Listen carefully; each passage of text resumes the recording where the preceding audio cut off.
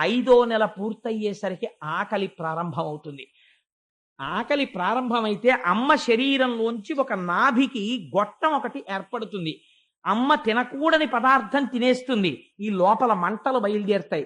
అమ్మ తాగకూడనిది తాగుతుంది, లోపల పడిశం పట్టేస్తుంది. అమ్మ తినకూడనిది తింటుంది, లోపల దగ్గొస్తుంది. అమ్మ తిన్న పదార్థములో కొంత భాగము తనలోకెళ్ళి జీర్ణమై అక్కడే మలమూత్రములను విసర్జించేస్తాడు. అందులోంచి పురుగులు పుట్టేస్తాయి. పుట్టేసి చాలా కోమలమైన ఈ చర్మాన్ని కొరికేయడం మొదలెట్టేస్తాయి. తల కిందకుంటుంది, కాళ్ళు పైకుంటాయి. అమ్మ కడుపులో ఎడమ పక్కకి మాత్రమే కదులుతాడు, కుడి పక్కకి కదలడానికి ఉండదు. 4 నెలలు అలా పడుంటాడు. తిమ్మిరెక్కిపోతుంది, శరీరం పెరిగిపోతుంటుంది, ఇక కదలడానికి చోటు ఉండదు. అప్పుడు లోపల పడుకుని గాఢాంధకారం, కన్ను పొడుచుకుంటే కనపడదు. ఒక్కొక్కసారి ఎప్పుడు బయటికి పడిపోతానా అనిపిస్తుంది. నిద్రపోవడానికి ఉండదు. తల కిందకి కాళ్ళు పైకి ఉండి ఎంతకాలం అలా పడుంటాడు. ఒక పక్క తల కిందకి ఉన్న కారణం చేత ముక్కు కిందకుంది, జీవుడు అనుప్రవేశం చేసేశాడు.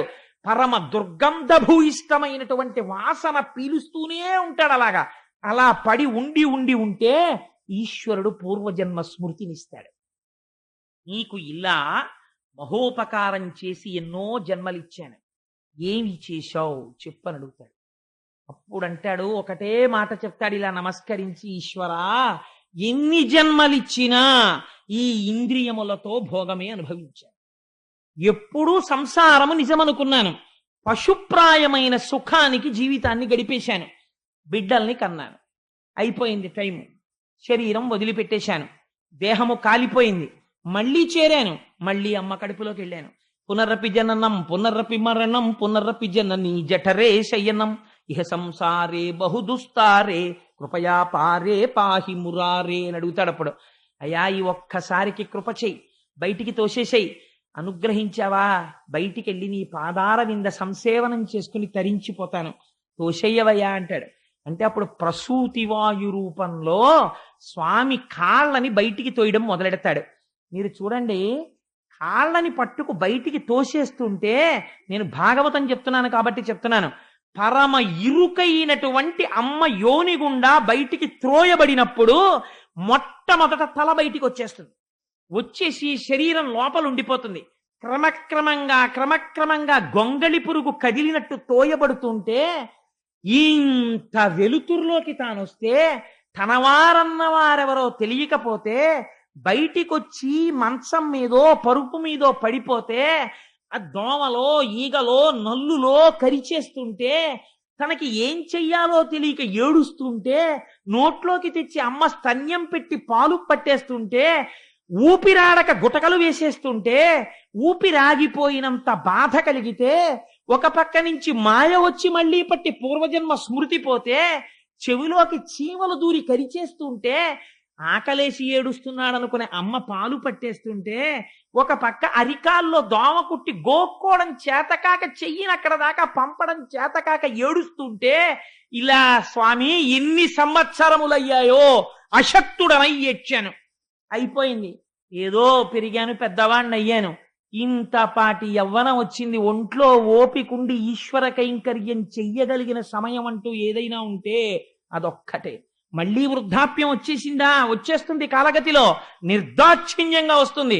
వెళ్ళలేను, కూర్చోలేను, వినలేను, చూడలేను, ప్రార్థన చెయ్యలేను, ఒక నామము చెప్పలేను, అలా పడుంటాను.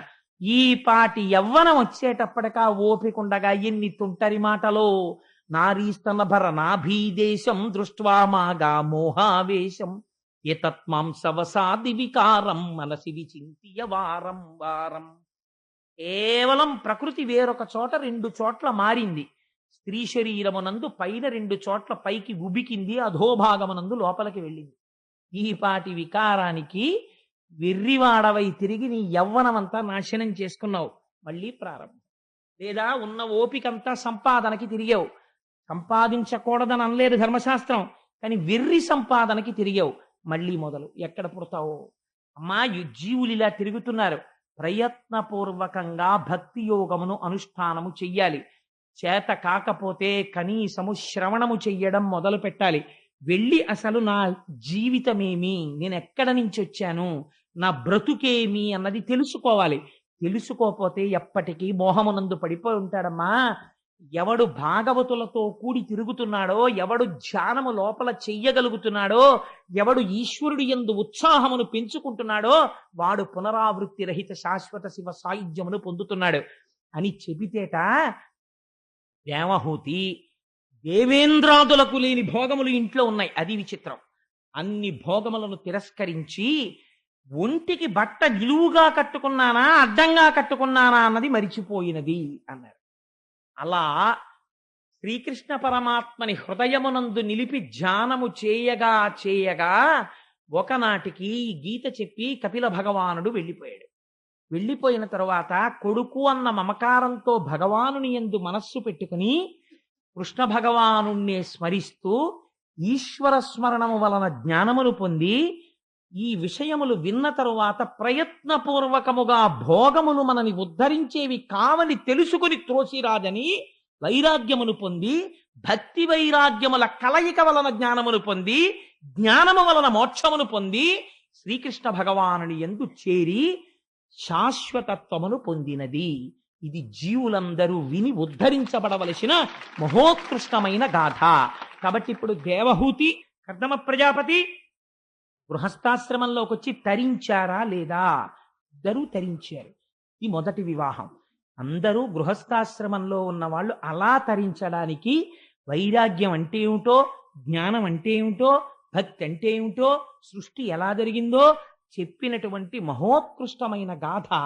ఆ ధ్యానం ఎలా చేయాలో చెప్పిన గాథ కనుక దీన్ని పరమోత్కృష్టమైన గాథగా భాగవతంలో చెప్తారు. ఎవరో తప్ప మహాపుణ్యం ఉంటే తప్ప భాగవత శ్రవణం చెయ్యరండి అంటారు. కారణం ఎందుకో తెలుసా అండి? వైరాగ్యం రావడానికి కావలసిన సంపత్తిని, భక్తి ఎలా ఉండాలో చెప్పే మార్గాన్ని, జ్ఞానము ఎందుకు కలుగుతుందో మార్గాన్ని నిర్దేశనం చేసేటటువంటి పరమోత్కృష్టమైన ఆఖ్యానములను రచించి ఉన్నారు. అటువంటి గాథ ఇవాళ ఈశ్వరానుగ్రహంగా చెప్పబడింది. మనం చక్కగా ఒక్కసారి కృష్ణనామం చెప్పి బయలుదేరదాం. ఇంత విన్న తర్వాత కూడా కృష్ణనామం చెప్పడం బరువైపోతే ఇంకంతకన్నా మాయ ప్రపంచంలో వేరొకటి లేదు. అందుచేత మనం ఆ నామం చెప్పుకొని, ఈశ్వరుడు నామం చెప్పగలిగిన ఓపిక ఇచ్చినటువంటి వయస్సు కదా, అందుకని కాలగతిలో చెప్పేశాడు కదా కపిలుడు. వెళ్ళిపోతుందా ఓపిక? అది వెళ్ళిపోకముందే దీపం ఉండగా ఇల్లు చక్కబెట్టుకో, ప్రయత్నపూర్వకంగా భగవన్నామం చెప్పుకుని ఆయన పాదపద్మములు పట్టుకో, లేకపోతే ఎన్ని కష్టాలు పడతావో. మళ్ళీ నేను ఇంకా తగ్గించానండి, ఎందుకు వచ్చింది లేనిపోని భయాలు పెట్టేయడం ఆ పిల్లల్ని అని చెప్పి. అందుచేత అంత అద్భుతంగా ఉంటుంది కపిల గీత అంటే. ఒకసారి మీరు రుచి మరిగితే మీరే చూస్తారు దాన్ని. ఎవరికి ఈశ్వరానుగ్రహం ఉంటుందో వారు ఆ వైరాగ్య సంపత్తిని తెలుసుకునే మెథడాలజీ అలవాటైందనుకోండి, అది లోపల చక్ మొదలు పెడతారు. వాళ్ళు ఖచ్చితంగా కైవల్యాన్ని పొందుతారు, ఒక కర్దమ ప్రజాపతి లాగా. సరే, అందుచేత వసుదేవసుతం దేవం సుదేవసుతం దేవం కంసచాణూరమర్దనం కంసచాణూరమర్దనం దేవకీ పరమానందం దేవకీ పరమానందం కృష్ణం వందే జగద్గురుం కృష్ణం వందే జగద్గురుం అతసీ పుష్పసంకాశం అతసీ పుష్పసంకాశం హారనూపురశోభితం. హారనూపురశోభితం. కంఠాలన్నీ కొంచెం గంభీరంగా, ఏదో కొంచెం భారంగా వినపడుతున్నాయి ఇవాళ. రత్నకంకణకేయూరం, రత్నకంకణకేయూరం. ఇప్పుడు మారింది. కృష్ణం వందే జగద్గురుం. కృష్ణం వందే జగద్గురుం. మనకి భయం ఏమిటండి? ఇక్కడ స్వామి ఉండగా ఆయన పాదములు మనం పట్టుకొని ఉండగా ఆయన బాధ్యత, మన బాధ్యత ఏం లేదు. మనది మర్కట కిషోర న్యాయం, కోతిపిల్ల మంది మార్జాల కిషోర న్యాయం. పిల్లి పిల్లని పట్టుకెళ్ళాలి. అయ్యా ఈశ్వర నాకేం చేత కాదు, శరణాగతి చేస్తున్నాను, నువ్వు నన్ను పట్టుకో అని ఇప్పుడు తెలుసుకున్నాను. ఎంత భయంకరమైన స్థితో నీ నామం చెప్తాను, నువ్వు నన్ను పట్టుకెళ్ళండి, నువ్వే పట్టుకోను. నేను జారిపోతుంటాను, నాకు అలవాట్లేదు స్వామి. ఎన్నాళ్ళు అలవాటు అయిపోయిందో ఇంద్రియాలకి భోగాలు. ఇవాళ రాత్రి అర్జెంటుగా మారిపోమంటే కుదరదు. విన్నాను కాబట్టి నువ్వు పట్టుకో, ఇంక నుంచి నీ నామని చెప్తున్నాను అంతే. నీ పూచి పట్టుకు తీరుతాడు. ఎవడి కోసం? ఆయన వాగ్దానం చేశాడు పట్టుకుంటానని. అందుకని ధైర్యంగా సంతోషంగా చెప్పండి, ఎందుకంత భారంగా చెప్తారు?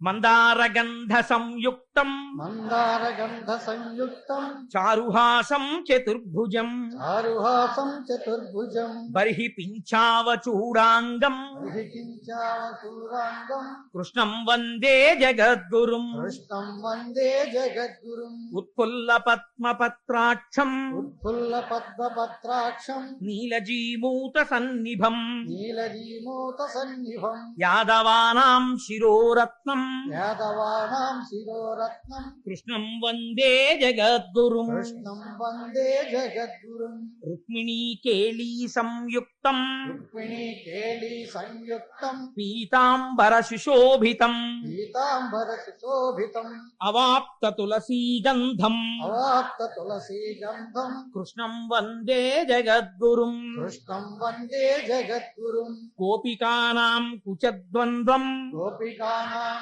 కుచద్వంద్వం కుంకుమాంకితవక్షసం కుంకుమాంకిత రక్షసం శ్రీనికేతం మహేశ్వాసం శ్రీనికేతం మహేశ్వాసం కృష్ణం వందే జగద్గురుం కృష్ణం వందే జగద్గురుం శ్రీవత్సాకం మహోరస్కం శ్రీవత్సాకం మహోరత్నం వనమాలా విరాజితం వనమాలా విరాజితం శంఖచక్రధరం దేవం శంఖచక్రధరం దేవం కృష్ణం వందే జగద్గురుం కృష్ణం వందే జగద్గురుం కృష్ణాష్టకమిదం పుణ్యం కృష్ణాష్టకమిదం పుణ్యం ప్రాతరుత్థాయ పఠేత్ ప్రతరుద్ధాయ పట్టతే కోటి జన్మ కృతం పాపం కోటి జన్మ కృతం పాపం స్మరణేన వినశ్యతి.